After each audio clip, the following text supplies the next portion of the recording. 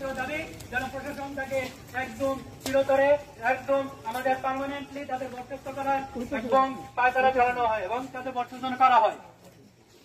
সেই দাবি আমাদেরকে উপস্থাপন করে আমি আমার বক্তব্য এখানে শেষ করছি। আসসালামু আলাইকুম। সামাজিক যোগাযোগ মাধ্যম থেকে ধরে সব জায়গায় আমরা তার বিভিন্ন কর্মকাণ্ড, ধর্মবিদ্বেষী এবং সাম্প্রদায়িক উস্কানিমূলক তার যেসব বক্তব্য এগুলো আমরা পরিলক্ষিত করেছি এবং তাকে আমরা কাউন্সিলিং এর মাধ্যমে এসব কিছু বন্ধ করার জন্য নানাভাবে তাকে অনুনয় বিনয়ের মাধ্যমে তাকে বোঝানো হয়েছে।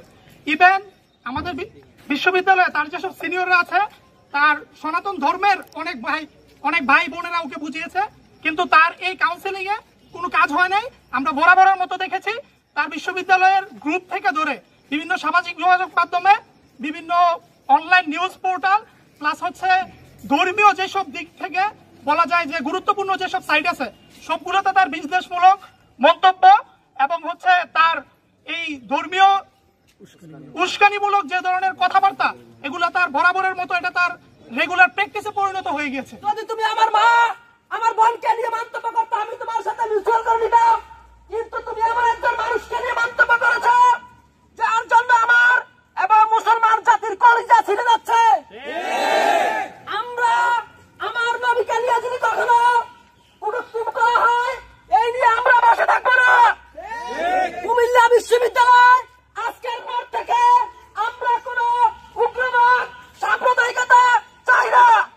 আমরা কুমিল্লা বিশ্ববিদ্যালয়ের প্রশাসনের কাছে একটাই দাবি জানিয়ে যাচ্ছি যে এই শক্তিকে কুমিল্লা বিশ্ববিদ্যালয় থেকে আজীবন বহিষ্কার করতে হবে।